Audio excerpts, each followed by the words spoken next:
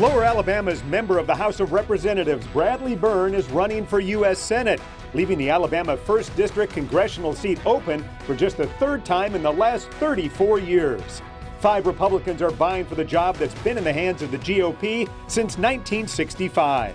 Former intelligence officer John Castorani, Mobile County Commissioner Jerry Carl, former state senator Bill Hightower, businessman Wes Lambert, and state rep Chris Pringle discuss the issues crucial to the country and Lower Alabama. It's live right now from the Chickasaw Municipal Auditorium, only on News 5.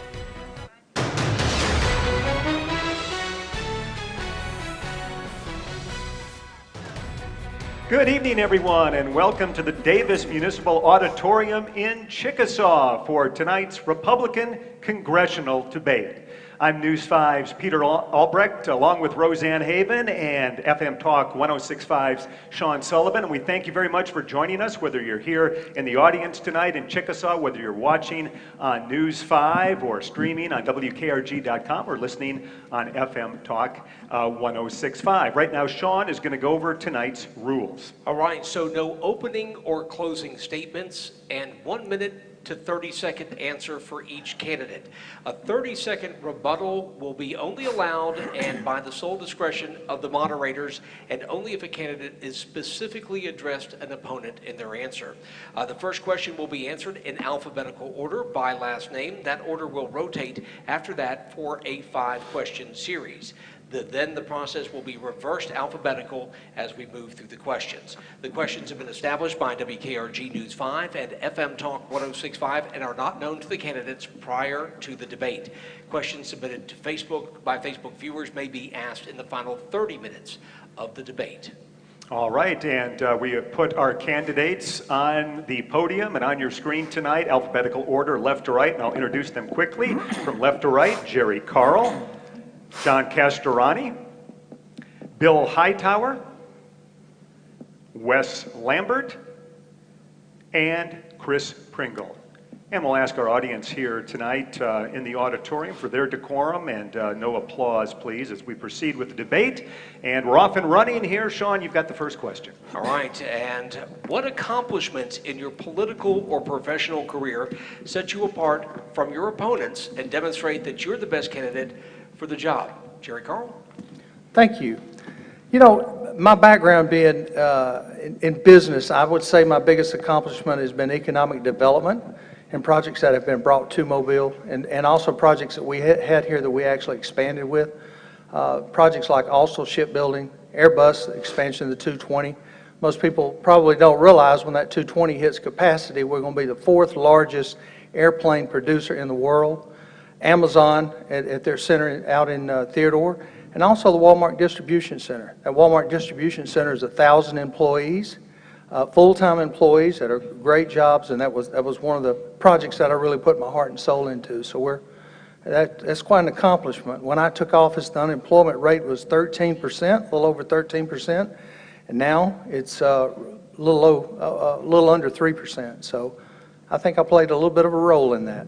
All right, John Castorani? Yes, thank you. As the only veteran running on the Republican ticket, my best accomplishment, I would say, is as a veteran, being able to work with all races, all religious backgrounds in order to accomplish one focal mission. If you don't accomplish that mission together and come together and work together, then the worst could happen, including death to people that you love and people that you care about. Second to that, my time in the intelligence community, I understand technologies that exist, especially as President Trump pushes us to get out of these endless wars that I've served in personally. A lot of those contractors and intel professionals are going to need new jobs. So I would know how to leverage those technologies and hopefully bring some new jobs to the Mobile area, because those jobs can strengthen our borders and strengthen our coasts. All right. Thank you. Bill Hightower? Thank you, WKRG. Thank you, 106.5. Thank you, the Mobile County Republicans, who have been the leader on this event. It's great to be with you tonight. As a state legislator, I fought for a lot of things for our coast, everything from being pro-life to religious liberties, but also securing the BP funds for our coast and in seeking lower taxes to lower the tax burden on Alabama's coast. It's been my focus, the coast has, because I've represented you here. But before I was a legislator, I worked for large companies around the globe. In that, I learned how businesses operate and what they're looking for. And I want to bring that expertise to recruit more companies to our district. But I also want to take the values as an Alabama State Senator, things you can see on my record. I'm going to take that to Washington, D.C. to represent you well. Thank you. Wes Lambert. Yes, sir. Thank you all for having us tonight. My background consists of several businesses we've opened on the Gulf Coast, and I've created more than 500 jobs for our community. And over $10 million I've created through our restaurants, the Dumbwaiter restaurant, and our relocation business to equal over $1 million in taxes we've paid to the community. So when it comes to creating jobs, I'm pretty good at it. And I've been very successful in one of the hardest industries in the world and never doing it before, being the restaurant business. So me going to Congress, I feel like business people should be in Congress, being the largest business in the world. All right, thank you. And Chris Pringle. Thank you so much, and I appreciate you doing this tonight. As you well know, I was first elected to the Alabama House in 1994. And during my first term, I was elected by my colleagues to be the minority leader of the House. Then I left the legislature and spent 12 years working on my business. I work for Southern Timberlands. I do timberland sales and acquisitions. And I'm a licensed home builder and a licensed general contractor. I understand fundamentally what it takes to sign the front of the checks at the end of the week, because the people that work for me are dependent on those checks that I sign for them.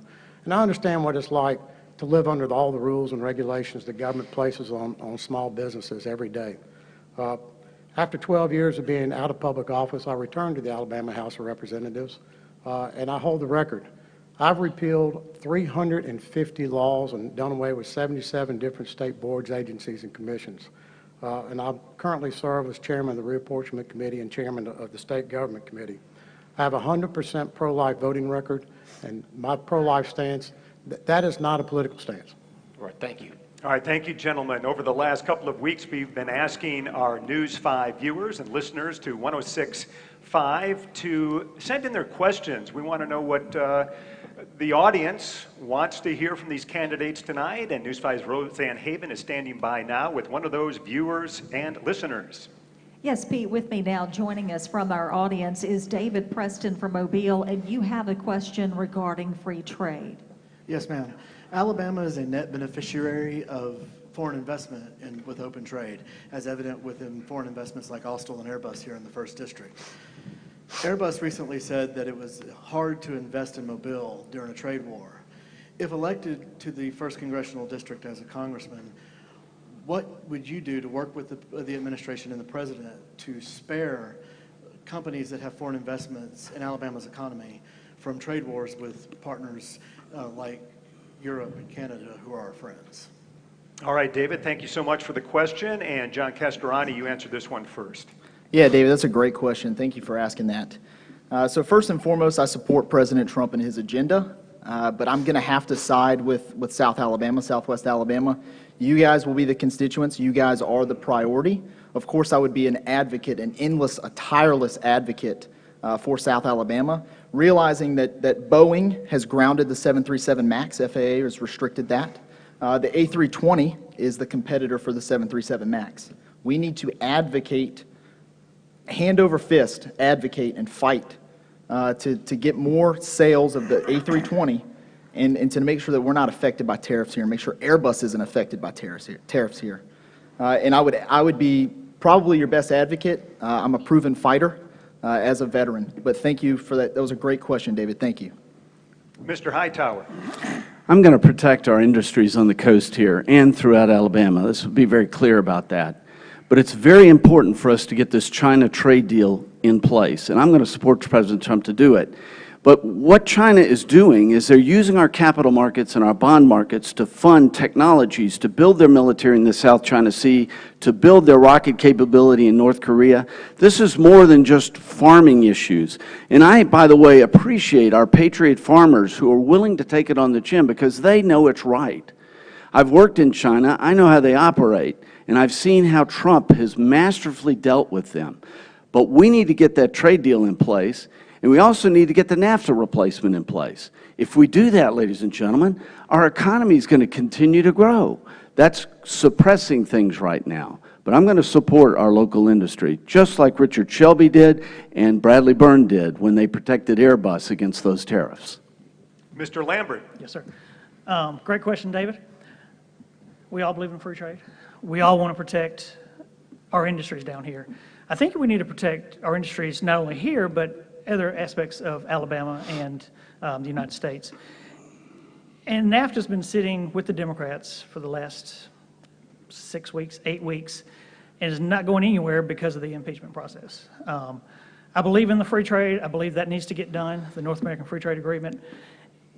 And I believe as soon as we get that done, we'll see, in our industry, we'll be able to get better pricing on products as well, coming from Mexico. And you'll see better pricing on a lot of other products coming from other parts because they're able to ship it for free. So, thank you. Mr. Pringle.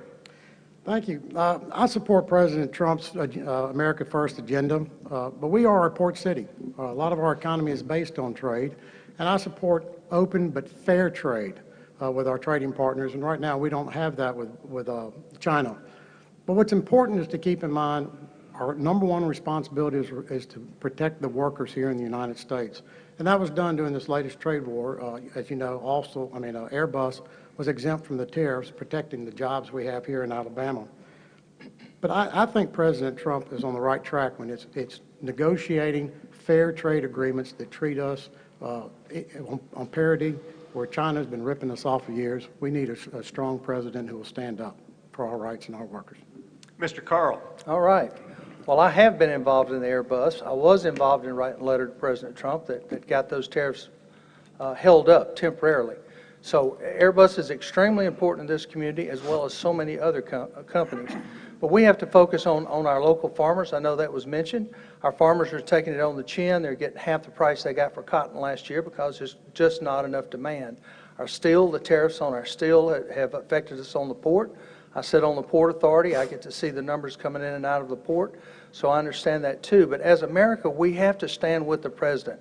We have to stand against this unfair balance that we have with China. I think we see that end results about to take place, and what I base that on is the economy and the stock market. The economy's booming, the stock market's booming. The stock market, you follow the stock market, they'll tell you what's happening in negotiations with China, and it's positive. All right, our next question concerns the I-10 Bayway Bridge project. How important is it to build a new bridge and expand the Bayway? And what would you do specifically to secure federal funds so that there would be no toll or a minimal toll if the bridge is ever built? And Mr. Hightower, you're first. I've been very clear. I've been against the toll, but I'm definitely for that bridge. We've got to fix that problem. Everybody knows as they try to go to the beach and try to come back, and we can. You see, the equation is pretty simple. You either got to lower the cost or raise the availability of financing without a toll. And we can do that. There are plans already being considered, and the engineering companies in our city have done a marvelous job of trying to create alternatives. So what is my role? My role in Washington, D.C. is to make sure that bridge is funded, and funded properly so we don't have a toll. I've got a history of working together with people and bringing people around the table to solve problems in the corporate world, but also in the political world. And I'll do that as we approach this issue that we need to solve for our commerce, for our distribution, our tremendous supply chain along the coast. We've got to solve this problem. And I will do so if I go to Washington, D.C. Mr. Lambert? I believe the first thing you do when you get to D.C. is get with Mitch McConnell and get on the Infrastructure Committee. From there, your first trip, you bring some of your committee members down between June and August and let them look at our bridge. And from that point, they'll understand the necessity it is for us. And you go back to Washington, and then they know the problem we're having. And now we can look at raising money. And from there, we can get that into an infrastructure bill. And the second will be a Go Mesa cap. There's a cap on Go Mesa at $375 million. If we can take that cap off, we'll be able to, hopefully, federal will let us use some of that money to help build our bridge. Mr. Pringle? As you well know, I was adamantly opposed to the toll that was proposed because the last proposal was just far too expensive. But we still have an opportunity to build a bridge, and a bridge that we need. There's $127 million still earmarked in the federal budget for that bridge. And the environmental impact, the environmental permits are still intact. And there is a plan being floated around to build a bridge that will greatly reduce cost. We need a federal infrastructure plan. Nancy Pelosi, if you remember, I went to Nancy Pelosi's office to ask her personally why she won't pass President Trump's 5-year infrastructure plan, why she's letting it sit on her desk. We need that plan because we need the funds to build a bridge. And as your next congressman, I will work tirelessly to see that we get the funding necessary to build a bridge without tolling our local citizens to build it. It is a federal road and it should be paid for with federal funds. Mr. Carl. I was part of that committee also. I helped pull the project when we found out it was being tolled. We actually pulled it. We were part of the process. We need the bridge. There's no argument about that. There's never been an argument about the need, but the problem has been the tolling. We've got to figure out a way of doing it without tolling. We do have a plan that's going to be launched here in about 2 weeks that I looked at yesterday. It's actually a downsize of the project. We're going to actually look at building a bridge and not the Bayway. The Bayway will actually be phase 2. I'm part of that project too, so I know quite a bit about the Bayway, and the toll is not an option. Mr. Castellani? Yeah, so it's been addressed that it's an infrastructure funding problem. If we continue to allow career politicians who put their own self-interest first and allow them to get into Congress, and I'm hoping that 2020, we saw it in 2016 with President Trump being elected as a political outsider, I'm confident that a younger generation that can work together with individuals can put the people of the federal government first and get an infrastructure bill passed. That's the first issue. The second issue is I signed the American Taxpayer Protection Pledge. I will never vote on anything that raises your taxes, and I stand by that. I made a modest salary.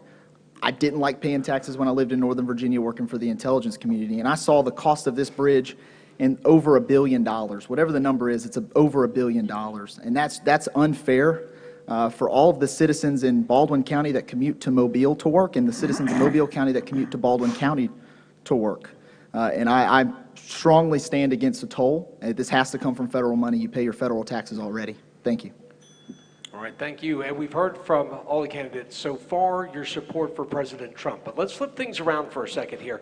What policies or personal traits of the president do you oppose, or under what circumstances would you oppose the president if you were elected? Mr. Lampert? Of course, that's me first, isn't it? It is. It is. So, you know, I think the president's done a great job.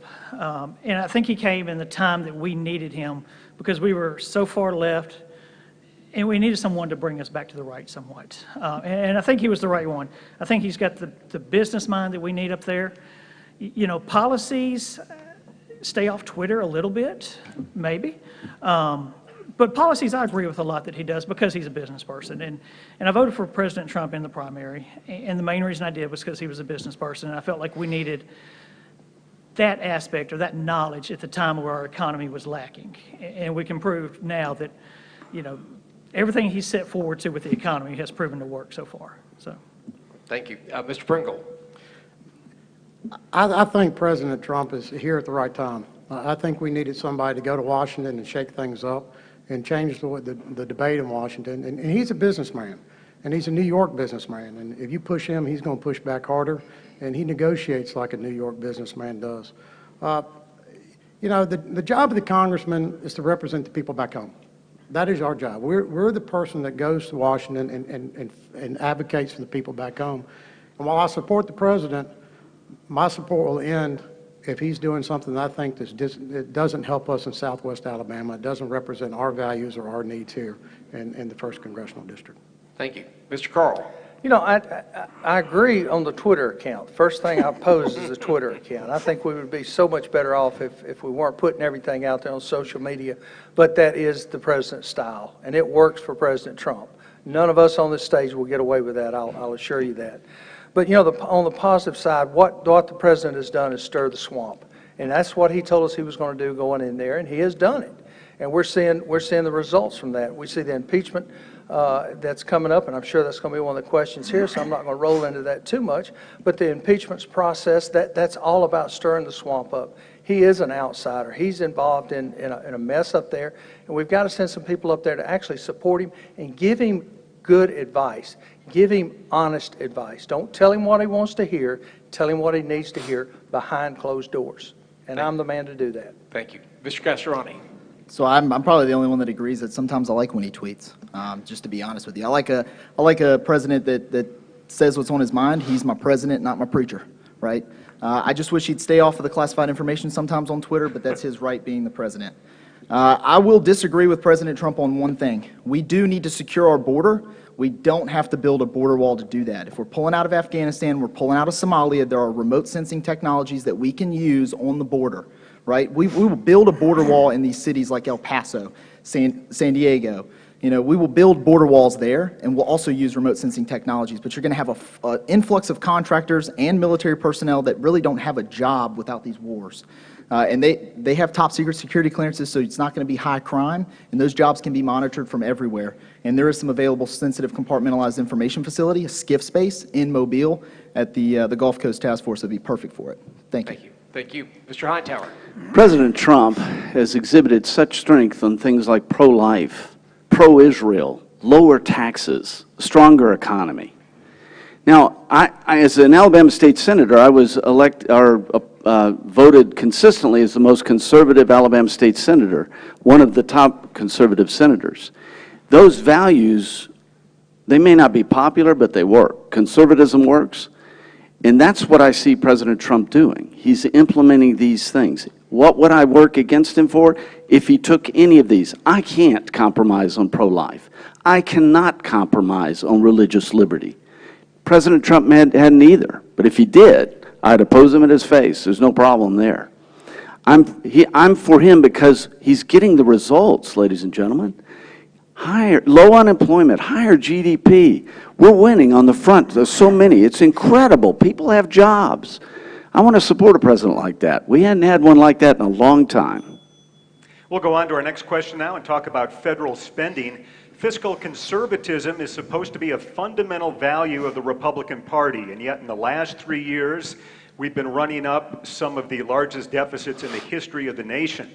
Do you oppose deficit spending, and if so, what would you cut or what taxes would you raise to balance the budget? And Mr. Pringle, you're first. You know, when Ronald Reagan reduced our taxes, they called it voodoo economics. And when President Kennedy reduced taxes, they called it Camelot. When President Trump reduced taxes, if you reduce the marginal rate of taxation, you stimulate the economy. Jobs are created. People go to work. People go to work, they pay more taxes. That's the way you increase tax revenue to government, by reducing the marginal rate of taxation.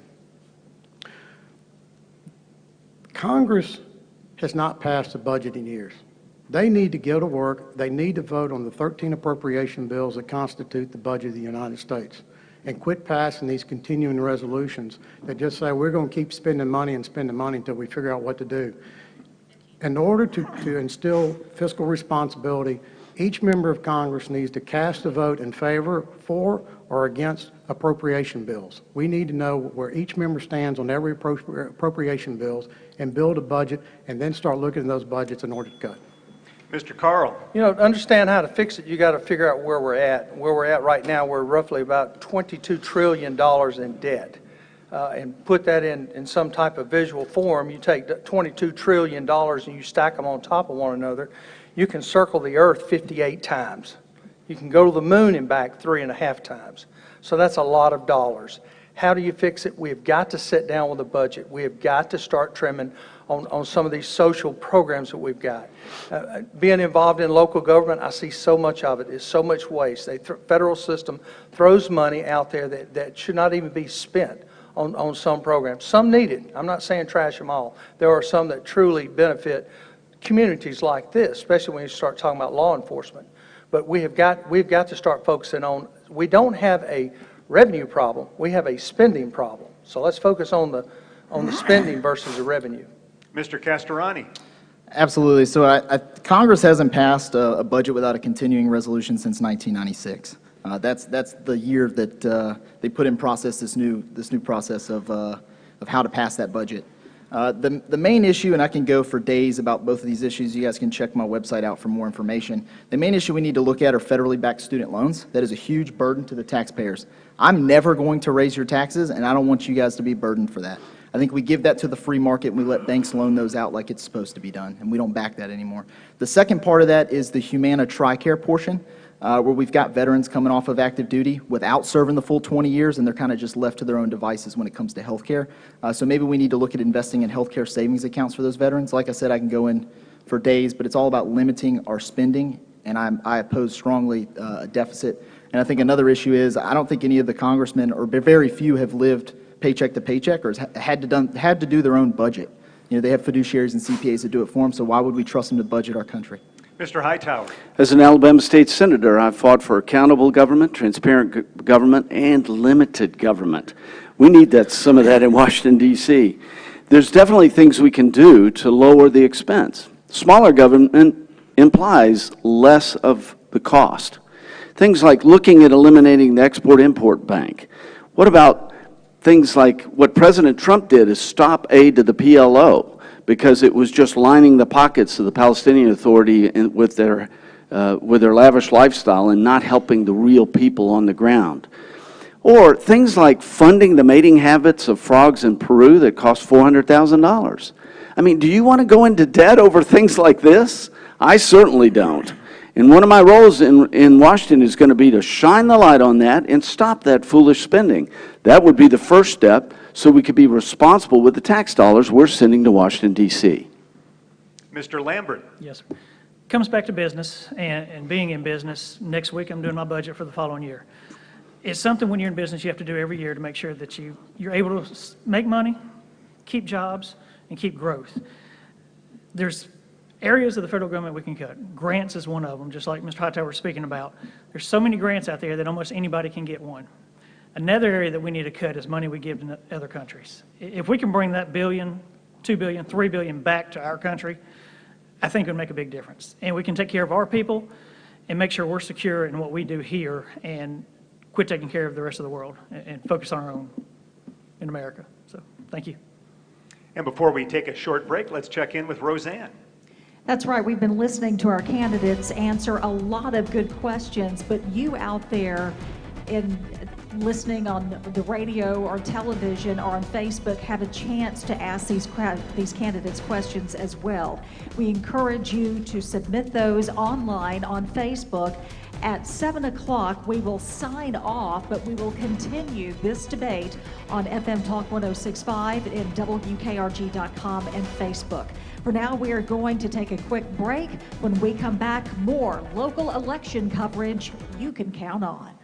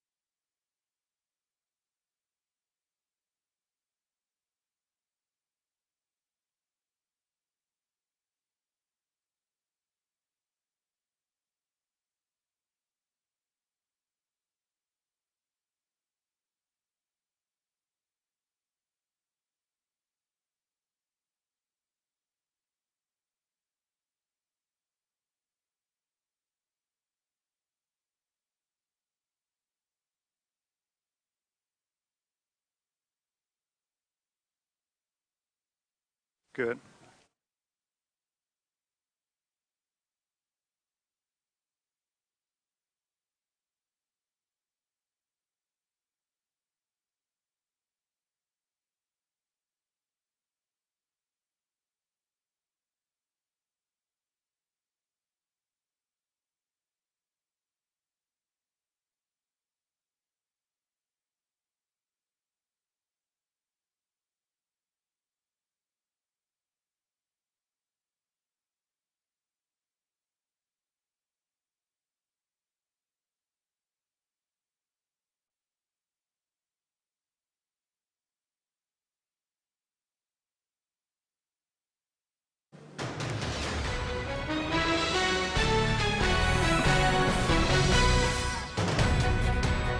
Welcome back, everyone, to the Chickasaw Municipal Auditorium and our Republican District 1 congressional debate. I'm Peter Albrecht, along with Sean Sullivan of FM Talk 106.5. And Sean, you have the next question. All right. President Trump has talked about being open to expanded background checks for firearms purchases. Would you support legislation that required background checks for private gun sales? Chris Pringle. You know, I have an A+ rating with the NRA, and I'm a strong advocate for the Second Amendment right to bear arms. The issue of the Second Amendment, once they start taking away our rights on that, that's always the first right they want to take away when they start moving to socialism, is to disarm everybody. Background checks, we already have a background check. And my question would simply be, how do you enforce it? How would you know that I sold that gun to my son or I sold that gun to my cousin? Now, that becomes the issue, is the enforcement of it and the random and arbitrary part of that. Because a lot of the guns I have in my gun safe, they came from my father. I had the .22 my father bought when he was 12 years old, to Sears and Roebuck. So I'm very cautious about any bill. We already have a lot of gun regulations, and I think we ought to start enforcing the laws we currently have before we start writing new laws and trying to impose more regulations. Thank you. Wes Lambert. Yes, sir. I agree with Chris, but I am open to all background checks. But criminals are going to get guns if they want to get a gun. And we know that, just watching a lot of the school shootings that are happening. But I think the more shootings that happen, the more mass shootings that happen, the more in line that we probably need to get more checks. But I agree we need to enforce it. And the way to do that is, actually start abiding by the law. And from that, you just, like we're talking about, you buy a gun, you give it to your son, and vice versa. Where does it go from there? Or where does it get stolen from? But no, to answer your question, yes, I'm for background checks. All right, thank you. Bill Hightower. I would not support it. I'm a lifetime member of the NRA. The Second Amendment right ensures that every other amendment's in place. And we know what it's like to be responsible gun owners here in Alabama. We don't have New York values, and we don't have California values either. I'm grateful for that. And we are responsible citizens. What this is a cultural issue, what we're seeing in the violence. You've got to attack the core issue, the breakdown of the family. And until we have an open conversation about that, there's no talking about limiting our gun rights. I grew up with a gun in the back window of my truck on my granddad's farm. Felt safe, never thought about using against a person. It was just sportsmanship. I'm going to continue to support our gun rights, and especially the Second Amendment. And I've got a record as one of the most conservative senators in Alabama State Senate doing just that. All right, thank you. John Castorani.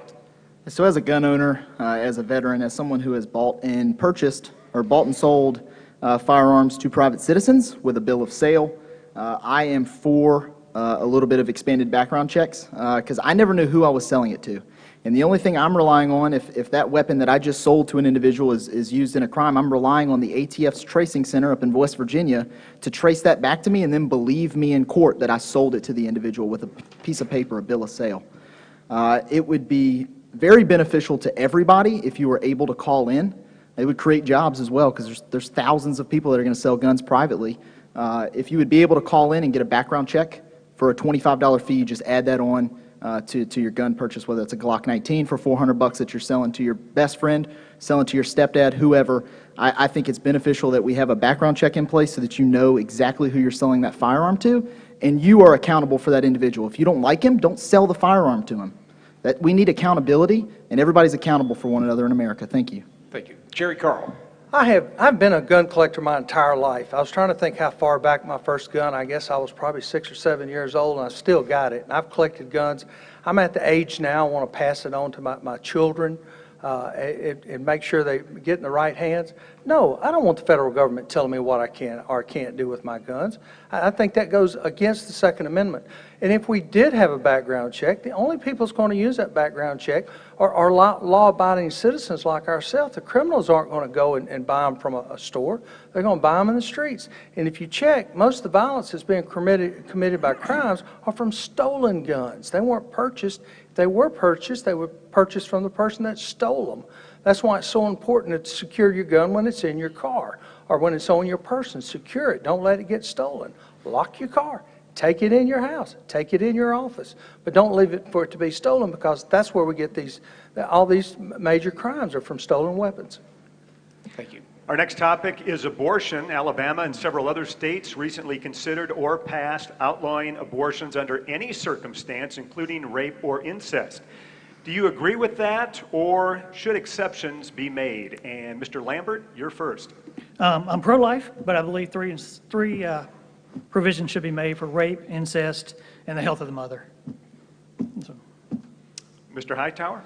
As an Alabama state senator, I passed things such as a bill making it illegal to sell baby body parts in Alabama. When I saw that Eric Holder wasn't going after Planned Parenthood, I passed a law. So if anybody does it here in Alabama, we're going to lock them up. Similarly, with Doug Jones, when he voted against the pain-capable abortion bill in Washington, D.C., I passed a resolution in the Senate condemning his vote. My wife and I have worked in the pro-life industry ever since we were married, 1980. She used to be a counselor with that Save a Life in Mobile. It's a part of our DNA. And as far as this bill is concerned that was passed, I think everyone knows that that bill was passed to challenge the evil Roe versus Wade that just went out of bounds as far as what ought to happen in a situation where unplanned pregnancy occurs. And it's devastating to our community. Thank you, Mr. Castorani. Yeah, two parts to mine. The first part, being raised by a single mother. I'm not a woman. I don't have any idea how I will get pregnant. It's a women's health issue. I personally am against abortion. I was raised as a Baptist. But at the end of the day, I'm not going to tell women what they can and can't do with their bodies. I'm a conservative, small government. I do, however, believe that a certain limit should be placed, but I don't want the Supreme Court to legislate from the bench. That's not what they're in place to do. That was not what they were created to do. Congress was created for checks and balances, and the Supreme Court was enabled it was created to rule on cases that multiple appellate courts decided against. So I personally believe I am against abortion personally, but I'm not a woman, and I will never tell a woman what to do with her body. Thank you. Mr. Carl. I am against abortion in any form at any time, and it starts at conception. I too, my wife and I, Tina, we've been married for 38 years, and we have sewn washcloths for these babies in the Save a Life program. So I've been very active, or she has been very active, more so than myself. So abortion is not an issue. I think we need to take it off the table. Thank you. Mr. Pringle. I have a 100% pro-life voting record. My pro-life position is not a political position for me. It is a very deeply held religious conviction. I believe life begins at conception, and all life is precious. And this concept that you can take a child at the point of birth and determine that child is not viable and kill it is nothing short of murder to me. I want you to think about this. How long do you think it'll be if you can murder a child at birth? Will it be before they get to the end of life and determine that person is no longer viable? We need to pull the plug on that person also. You think about that. The bill that we passed in the Alabama legislature this year, what the liberal media never told you, the lead sponsor and the first four names on that bill were all women. It was signed by a woman. That bill is designed to challenge the Roe versus Wade, because here's the issue. If I'm driving down the road and I'd hit a little girl going left to right on the street and kill her, and she's pregnant, I get charged with double homicide. 4 hours later. Right, thank you. Let's move on to the environment and the environment here in AL1. Mobile and Baldwin counties know firsthand the environmental and economic impact of a man-made environmental disaster. The Republican playbook calls for rolling back of the EPA and regulation. Do you agree with this? And what is the balance between protecting our beaches, our tourism industry, and promoting our oil and gas industries? Bill Hightower. This is a states' rights issue, and we know how to manage our snapper population. We do. And we also know how to manage our Five Rivers Delta. I'm not going to give that over to the government to manage. We can do it here. Doing what you had said, by giving that power to the state, it is exactly what we need to do. We can manage our own territory. And I'm a strong states' rights advocate because of that, which would create a smaller government and a more limited government. We have excellent capabilities along the coast here to take care of the coast. It's rich in so many ways. We can grow an oyster in a year and a half, and it takes Canada 5 or 4 years to grow the same oyster. We have so many environmental advantages. If we don't take care of our environment, we're not taking care of ourselves. Thank you. John Castrani. I agree, it's a state issue. I'm also a little concerned with our current state issue that if you look at the coal ash that Alabama Power's got in the Delta, a lot of hunting camps are up there. A lot of good game to hunt is up there. I don't trust the politicians in Alabama right now in Montgomery to not be bankrolled by Alabama Power. So I'm calling on all of you to call them up and ensure that they are not being bankrolled by Alabama Power to let this go by the wayside. South Alabama has one of the most diverse aquatic ecosystems on the planet outside of the Amazon, right? That's huge. So why are we going to allow big corporations to bankroll our politicians into allowing them to pollute our waters, into allowing them to pollute our hunting camps? We should not allow it. Thank you. All right, thank you. Jerry Carl. You know, we're not, back in the 60s when we would just dump poisons into the river system and into the bay, we've come so far since then. But I deal with the EPA, I deal with all the federal agencies every day as county commissioner in Mobile, and it is a nightmare to keep all of that separated. Getting the federal government involved in environmental issues has served a purpose, it truly has. But I can't support expanding EPA and the existence. We've got social media, you have seen from the coal ash facility, we've got ways of getting messages out now that we could not do in the 60s and 70s. And we the people have gotten much, much smarter, especially dealing with environmental issues from social media. That's one of the positive things that we've actually got. But expanding the EPA and the federal involvement in South Alabama, I have no interest in doing that whatsoever. Leave the Delta alone. All right, thank you. Chris Pringle. Would you repeat the question, please? Sure. So Mobile and Baldwin counties know firsthand the environmental and economic impact of a man-made environmental disaster. The Republican playbook calls for a rolling back of the EPA and regulation. Do you agree? And what is the balance between protecting our beaches and tourism industry and promoting our oil and gas industries? The EPA, and this is the problem with all government regulation, is they just constantly add more regulation and more regulation and more regulation in order to justify their existence. And oftentimes you find these regulations don't actually serve the purpose of protecting the environment, they contradict each other. And what I'd like to see is us look at all the regulations and make them reasonable and make sure they focus on protecting the environment, not just creating more bureaucratic red tape for everybody to go through. We live in the most beautiful part of the world. We have the most beautiful river delta system in the world. And that bay is, you know, we laugh, and once you come here and stick your foot in the bay, you're hooked forever. And I agree that we need to do everything there is to protect our natural resources. That's what brings the tourists to Mobile. That's what brings the tourists to our Gulf beaches. We saw the disaster when the oil spill occurred, and we need to do everything to make sure our natural resources are protected. All right, thank you. Wes Lambert. Yes, sir. The more we take away from the government, the better we are. In any aspect or anything that we do, if the government's involved, the worse it's going to be on us.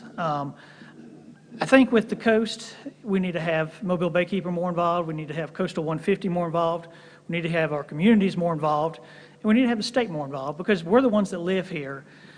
They're the ones that come down and they measure crazy, like for snapper. You know, they measure off of Sandy Bottom. I mean, we know there's plenty of snapper out there. But the more we keep the government out, the better we are. And I think we need to bring it all back to the communities that thrive down here and depend on our bay and our shores every day. All right, thank you. Let's talk some foreign policy, and specifically the removal of our troops from Syria. Do you approve of the president's decision to do that? Do you approve the way it was handled, which critics say abandoned our allies, the Kurds, and immediately played into the hands of Russia and its allies, Assad-backed Syria and Turkey? And Mr. Castorani, you're first on this one. So I've said from the get-go, from the onset, I do not agree with pulling out those troops in northeastern Syria, and that's for two reasons. One, those 26 troops that we pulled out of northeastern Syria were all soft guys, special operations forces. They were trained, advised, and assisting the Kurdish forces. We are going to allow for now the third genocide since the 1990s, early 1990s, under the first President Bush, of these Kurdish people. I served alongside a Kurdish refugee from the second genocide that they went through.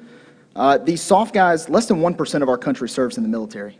Another less than half a percentage point serves in special operations. These guys have doubly volunteered to serve in special operations. And I've talked to a few of them that are my friends that now work at the agency, and they are against it because they're going to get bored at home. They signed up to go over there and perform this foreign internal defense mission, which we call FID.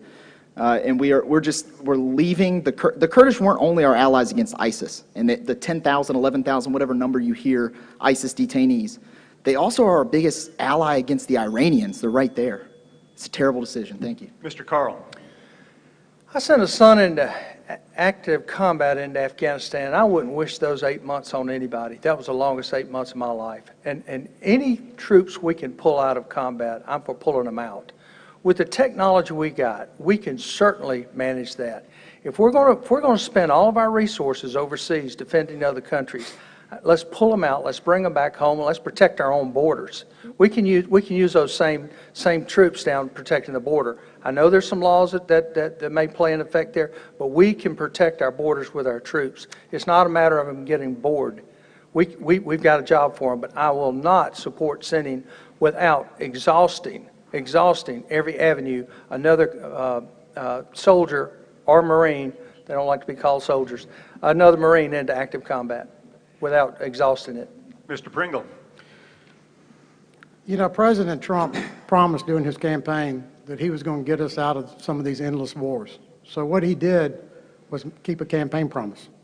I believe you should never turn your back on your allies. You should always support those who support you and fulfill your commitments and your promises. But the reality is, I'm not in Congress right now. I don't have a security clearance. I've never been to the security briefings to really understand what's going on and what's happening over there. The only thing I read is what I see in the paper or learn on television, which is not necessarily the truth. So as far as I'm concerned, unless I had a security briefing and knew the whole picture of what was going on, it's hard for me to make the judgment, except I respect the President for keeping the campaign promise and attempting to end an endless war. Mr. Lambert. Yes, sir. I agree with what our President did. The Kurds, they've been fighting for hundreds of years. And who says they're going to quit now? They're going to keep fighting, and do we keep sending men over there to fight these wars and to get killed? I don't think so. I think you pull our troops home. I think you protect our borders. I think you bring your troops home to be with their families. And to quit spending money overseas where we don't need to spend it, and bring it back here, and just help with the issues we have here on a daily basis, from border security to school safety and so forth. Mr. Hightower? I support President Trump's decision about withdrawing the troops because I think we're spread way too thin around the world. We had a policy a long time ago. We'd only go in if we could win. And that's what we need to do here. In bringing these troops back will protect our young men and women in the services.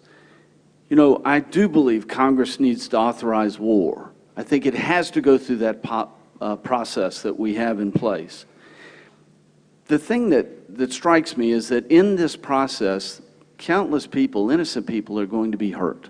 Many of them Christian, many of them minority groups that this region suppresses. That's a tremendous concern of mine. But if we go in for war, we better win that war. We're not a maintenance organization. Our military is strong. It's going to go in, it's going to dominate, it's going to do its job, and it's going to come home. That wasn't happening. And so I understand his logic for bringing them home. Right, thank you. Hearing from constituents unhappy about federal limits of red snapper on season, and a number is becoming part of the job as the AL1 rep. How do you propose shifting management of red snapper and other reef fish away from national marine fisheries and to full state control? Jerry Carl. I think it needs to be state controlled. Pulling nets over sandy bottoms and doing a fish count does not make sense. You can't pull a net over. Well, through the University of South Alabama, we have technology here. We can actually go down and get a good count of fish on reefs, and we've got an idea. Federal government, nor they don't do that, nor do they have the resources to do that. But we, the state, do. We know what's best for our waters, not the federal government. Less government, less federal government. Let's get it back in the hands of the state. Thank you. Chris Pringle. You know, I'm very fortunate that I serve on the Gulf States Marine Fisheries Council. And I'm an absolute firm believer that we can do a better job of regulating the marine fisheries in the Gulf of Mexico than the bean counters in Washington can. As you've heard, they were looking in the wrong place for red snapper. You can't find red snapper where they don't exist. But it's not just the red snapper.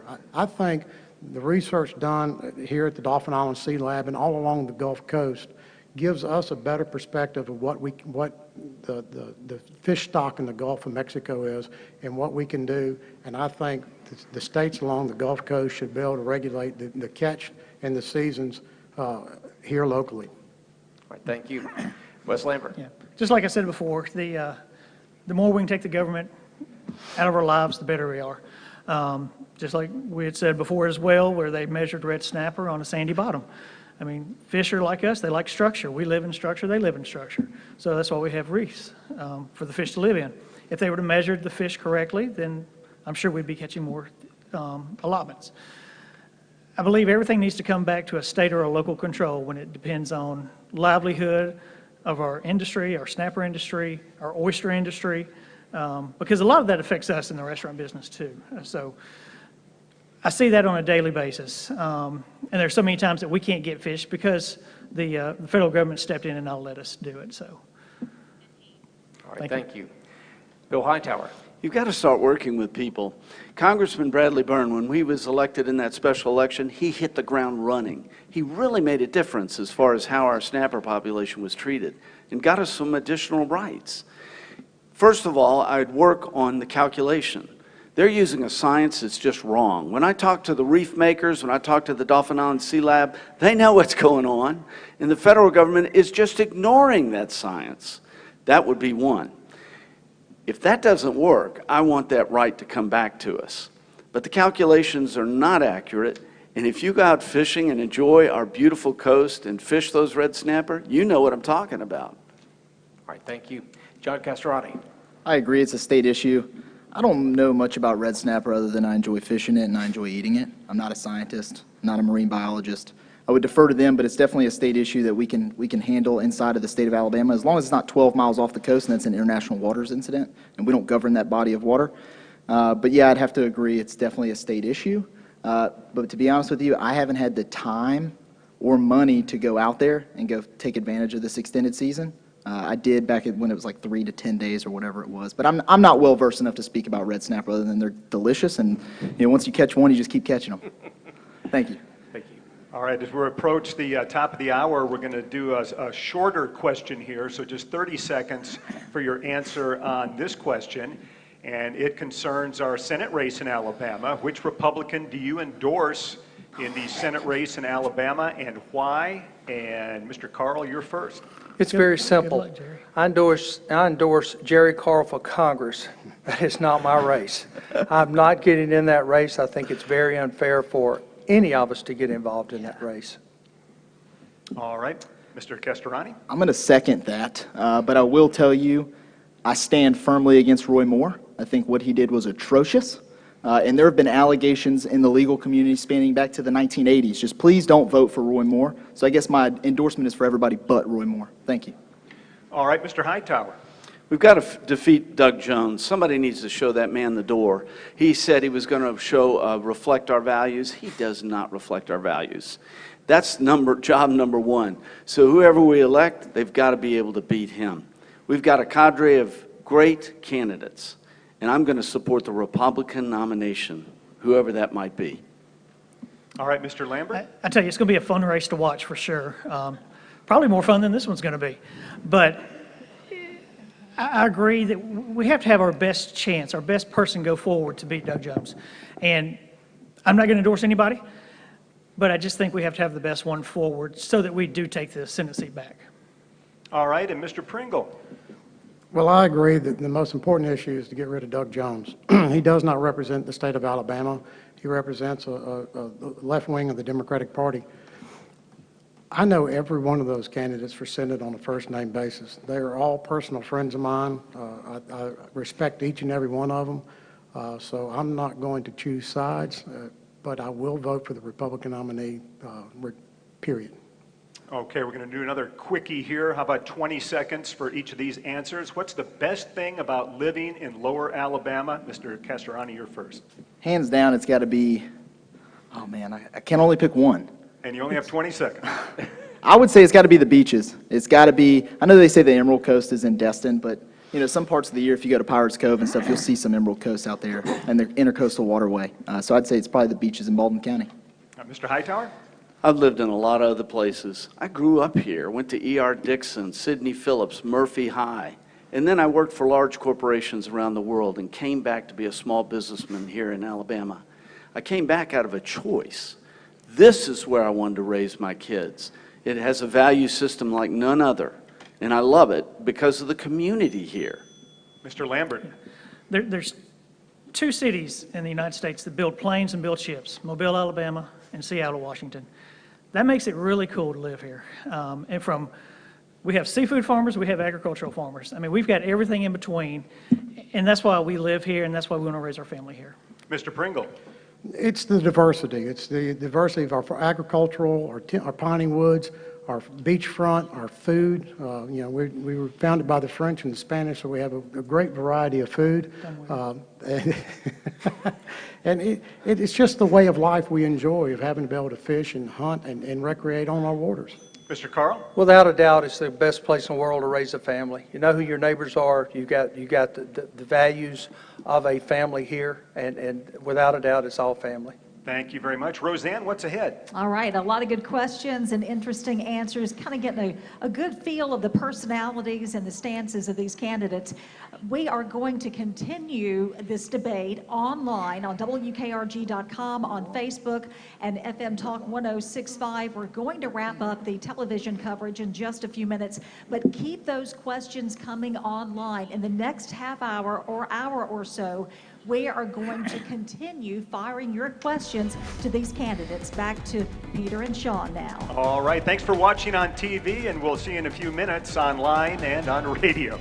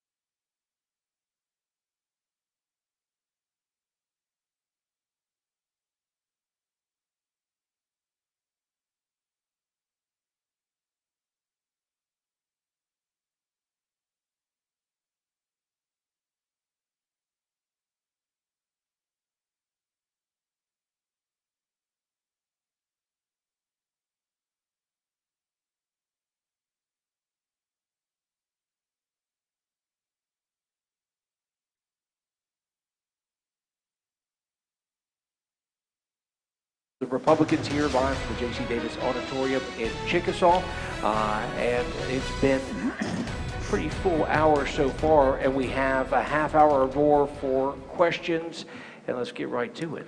Okay, we're going to talk about health care now.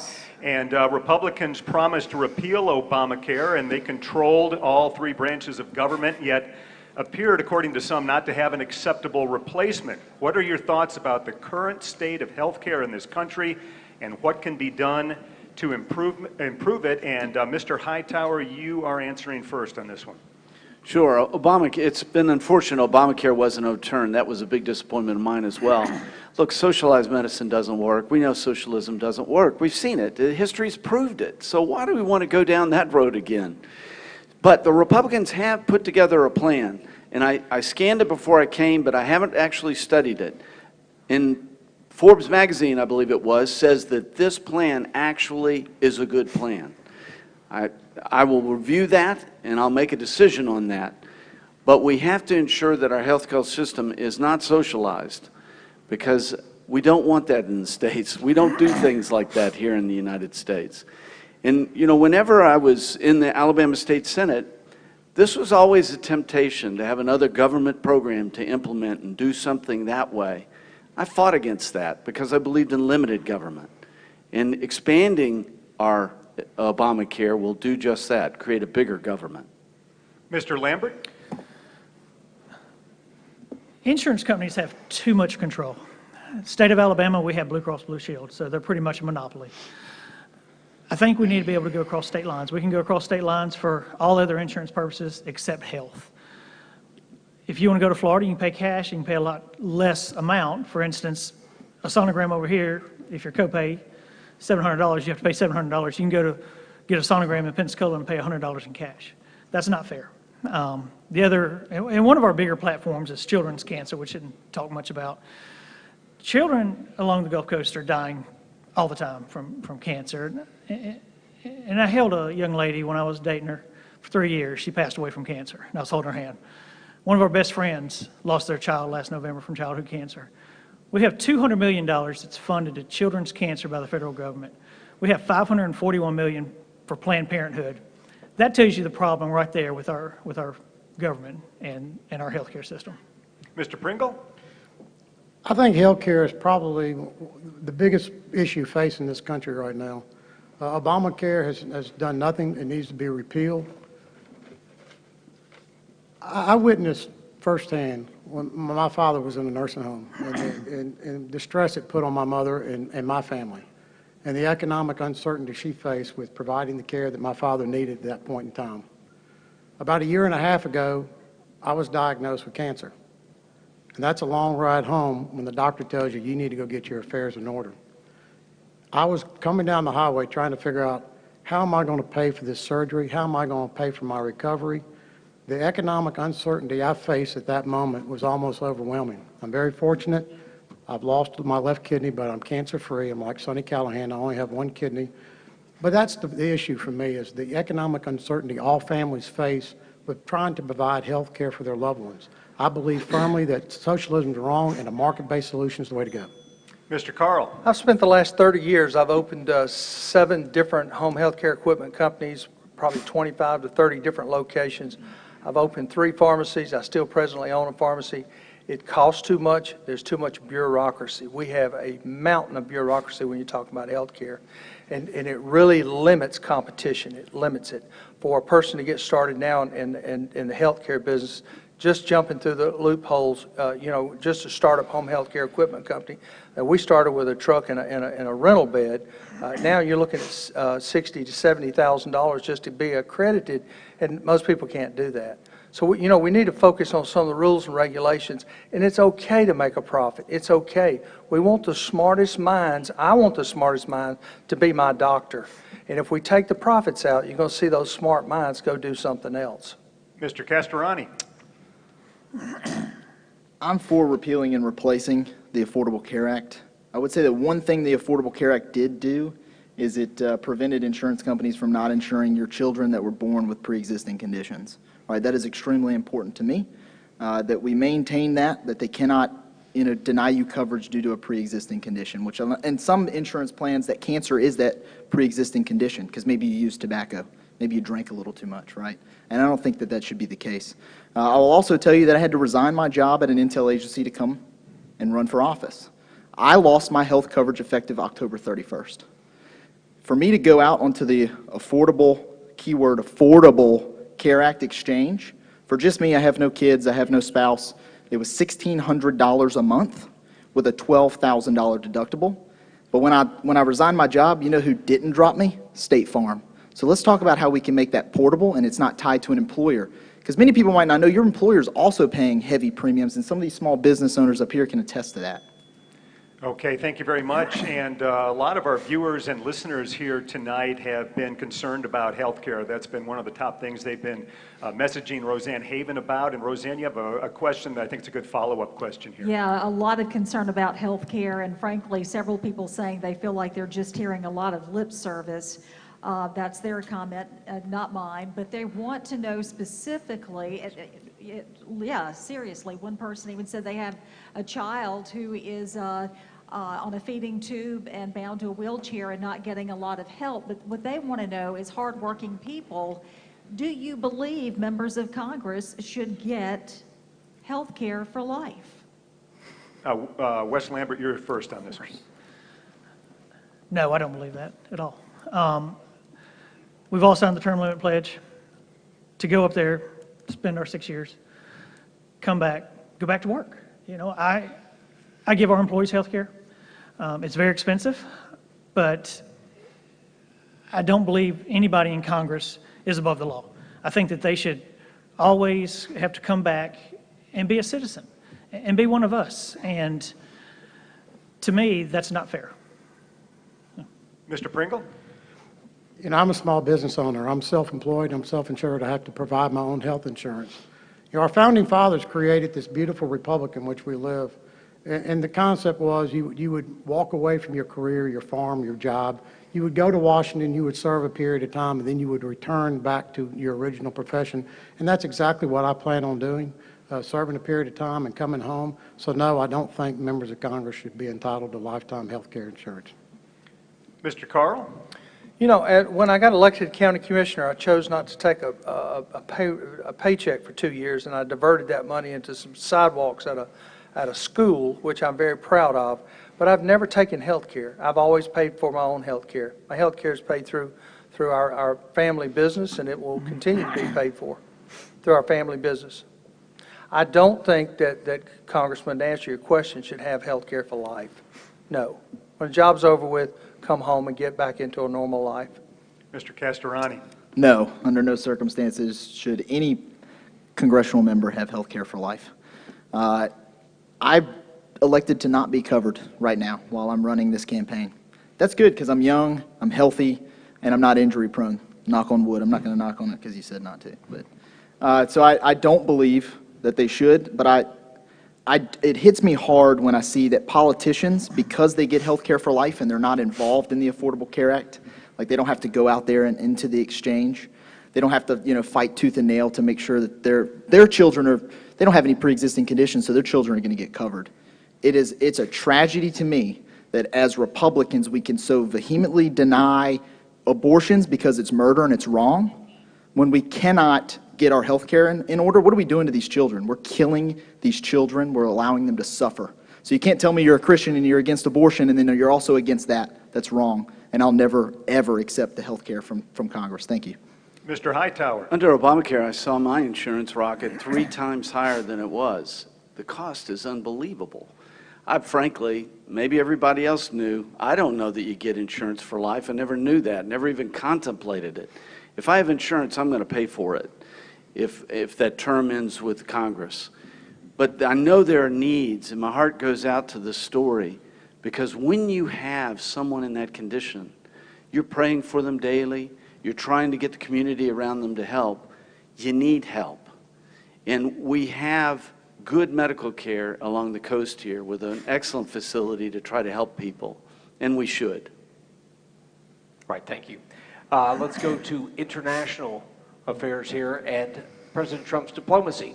Do you approve of President Trump's relationship with what are 3 accused murderers: Vladimir Putin, Kim Jong-un, and the Crown Prince of Saudi Arabia, while at the same time distancing himself to some degree from longtime U.S. allies in Germany, France, and England. First up, let's go to Chris Pringle. Well, first, the President of the United States is elected, and he has to represent us with the other leaders of the world. And those gentlemen are the leaders of the world. That's who they lead the country. We have no choice in who the President gets to deal with. But I think it's very important that we always stand with our allies. The people who support us, we need to support. But we've got some allies that really haven't been supporting us very well, and we need to have a conversation with them about being there for us the way we've been for them time and time again.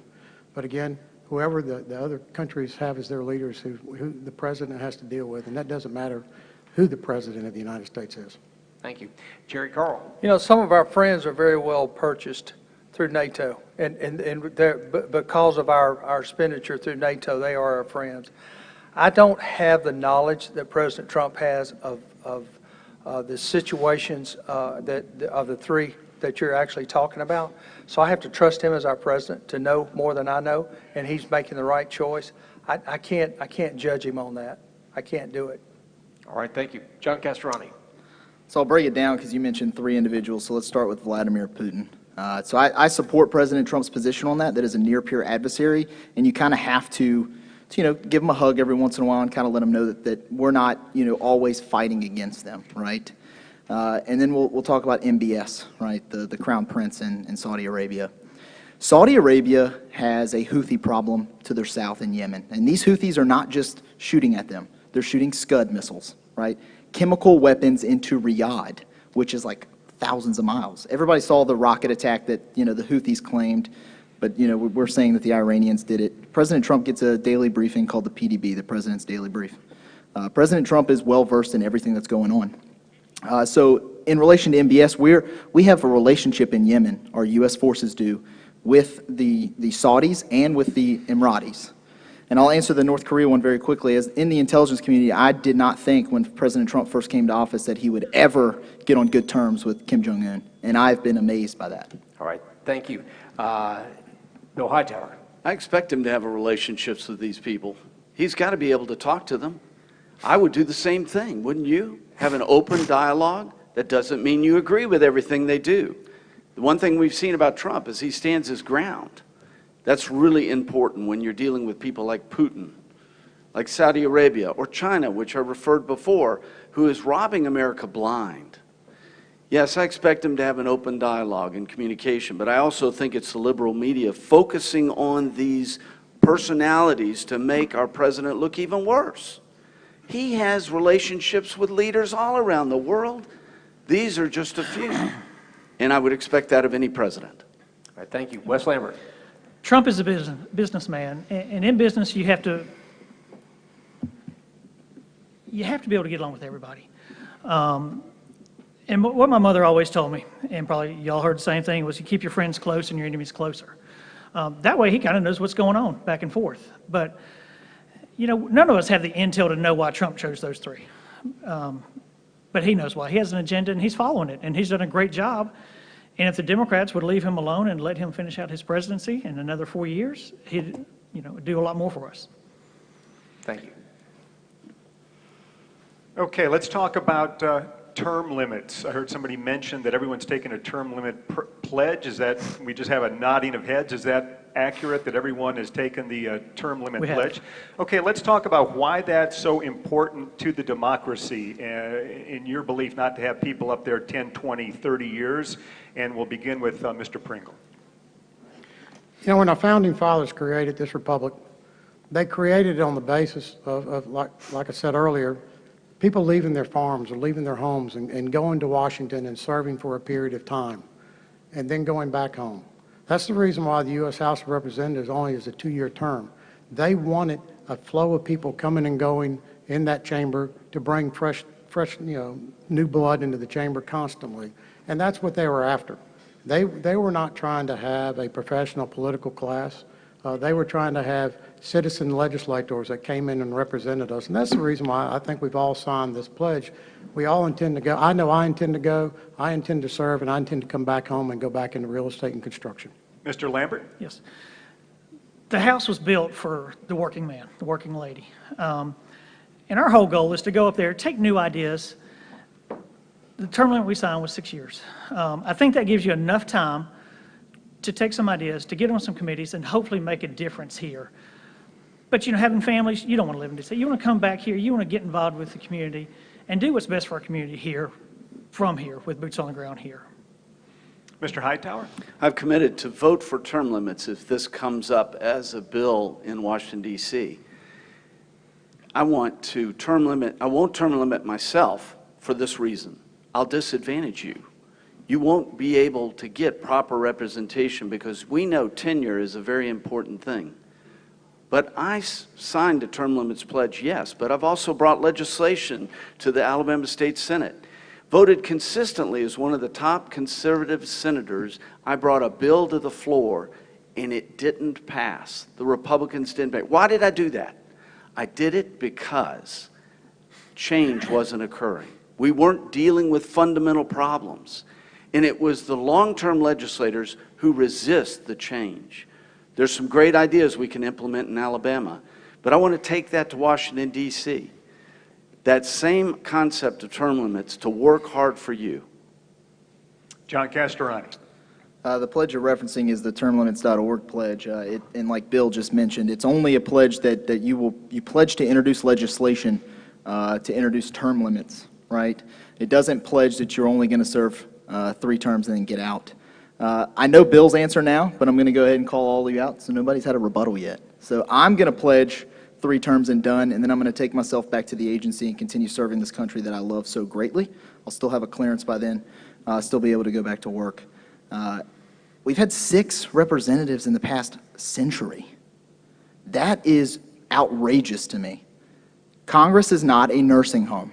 It is not a retirement community. It's not where you go and you spend 30 years. Adam Schiff, Nancy Pelosi, Chuck Schumer, over 100 years. And I'm still waiting for somebody to point to one thing that they've done, individually or collectively, that's been great for this country. I can't name it. So I will only serve 3 terms and I'm done, and I yield to the gentleman. Mr. Carl?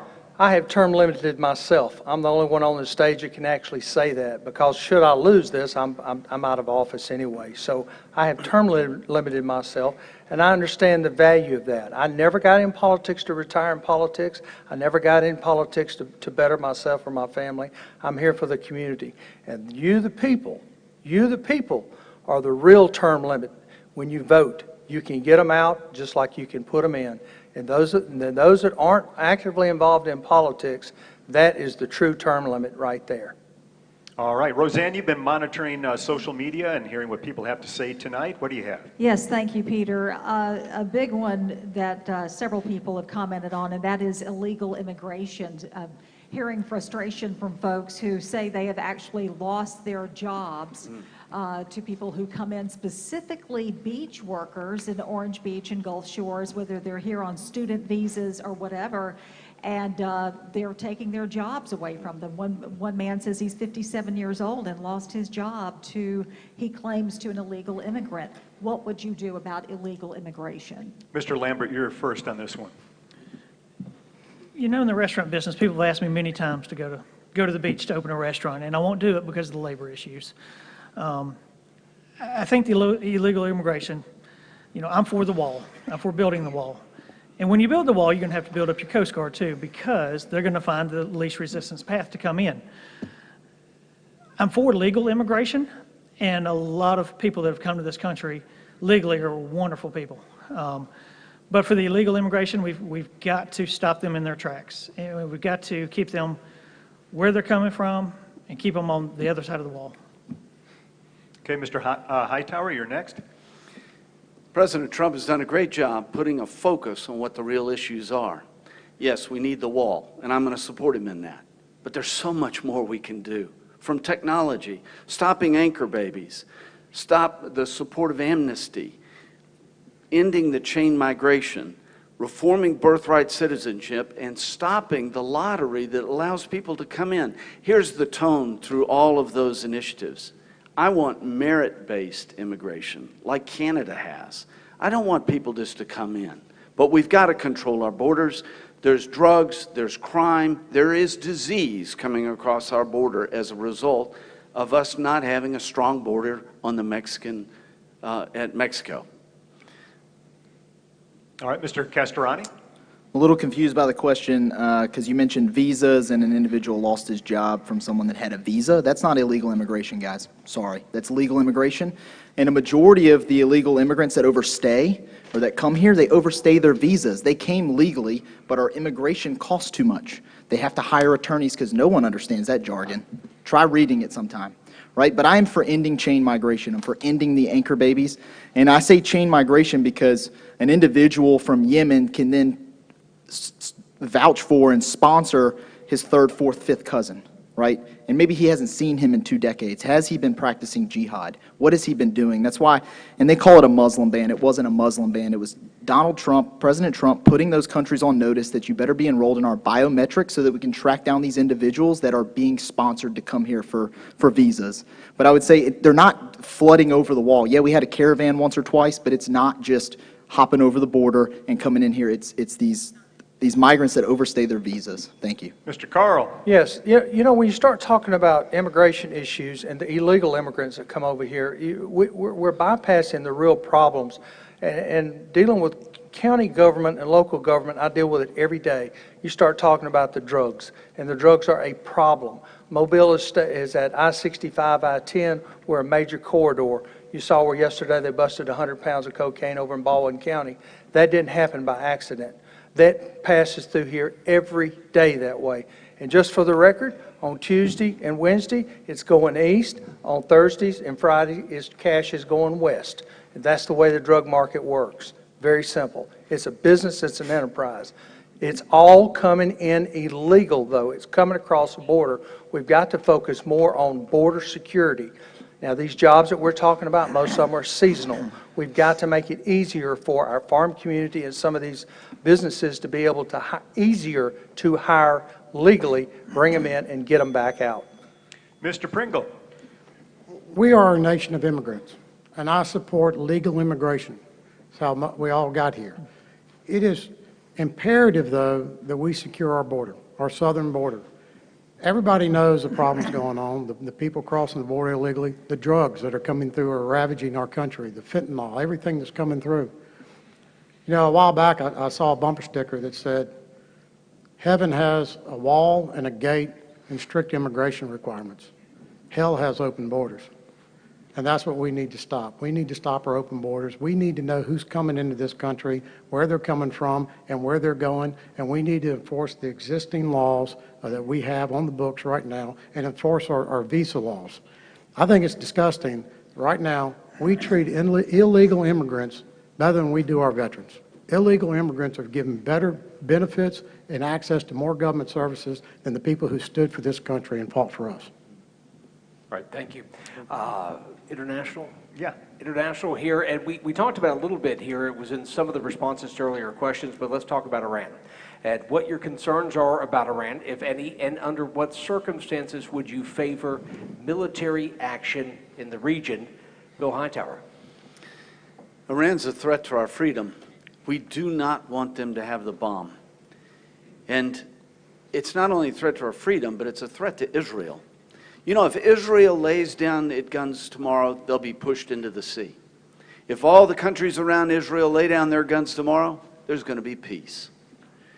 This is a situation where a radical Islamic group is infiltrating a country and they're brutalizing their people, women and children. It's a difficult regime. They cannot win.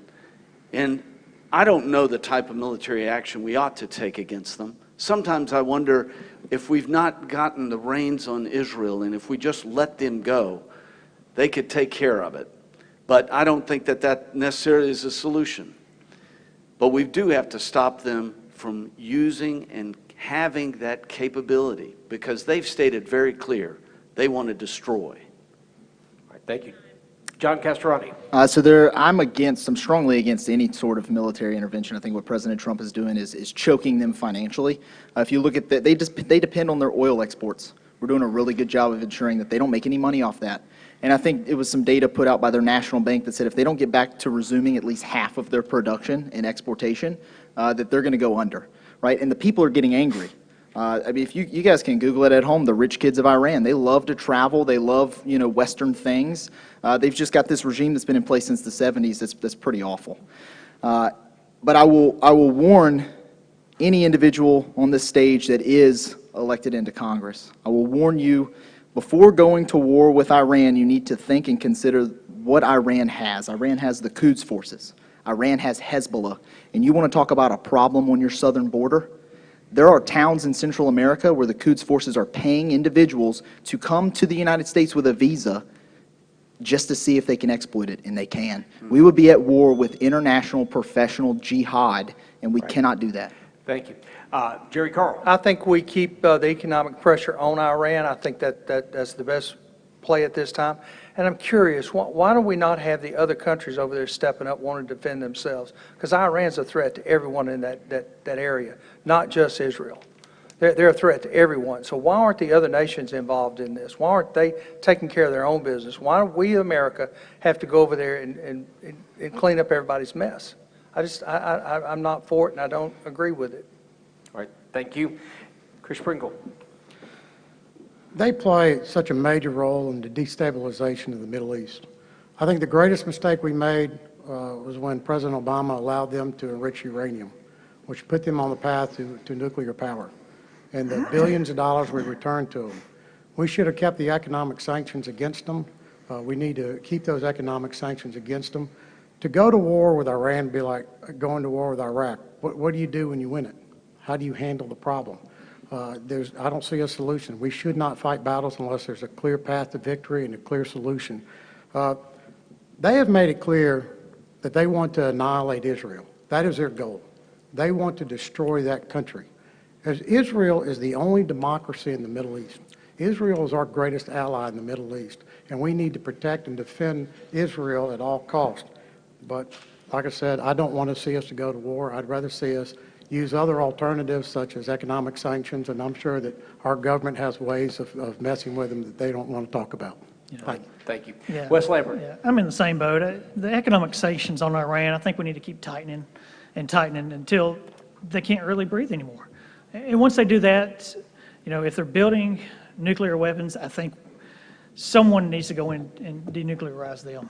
But I don't agree in war. War, as we know, with veterans here, and Jerry's got a son in there that, we don't want any more senseless deaths. And I think if we can do it by sanctions, I think that's the way to go. Thank you. All right, we're going to wrap up with a couple of shorter questions. Again, 30 seconds for this one. On climate change, do you believe in global warming? Why or why not? And Mr. Castorani, you're first on this one. Like we talked about red snapper, I'm not a scientist, but scientists do say that they tend to agree that global warming does exist. Whether we're the cause of it or the expediter of it is remained to be seen. But I do believe in protecting our environment. I believe that it's a state issue and that the federal government shouldn't have a part in it. Okay, Mr. Carl. History has recorded climate change. It's a swing, it's a pendulum. And I think Al Gore has made quite a living off the climate change issue. So I don't buy into that climate change myth, as I like to refer to it as. All right, Mr. Pringle. I think everybody knows that the climate has always changed. It's warmed and it's cooled over eons of time.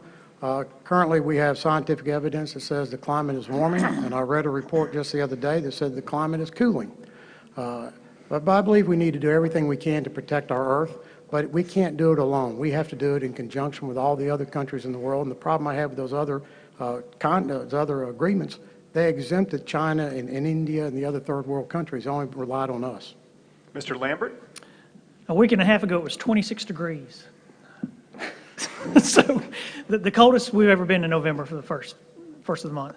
No, I don't believe in climate change. I believe you have bigger hurricanes, but I think that's a rarity. Michael, a rarity. But The climate change issue, I mean, when we're 26 degrees the 1st of November, no, I don't believe in that at all. All right, and Mr. Hightower. Policy decisions so broad as that have to be made on good science. My dad was a scientist and a medical doctor here along the coast. The thing is it changing? Yes, I think our climate is changing. The issue is whether or not what percentage we are contributing to that. But what's happening is it's a tyranny. They want to change our lives. They're going to use that as a club to change the way we live. I'm not for that at all. All righty, and Roseanne has our final question of the night. Okay, here's something fun. I want you guys to tell me something personal about yourself, something that people probably don't know about you, but maybe they should. Jerry Carl, you are first.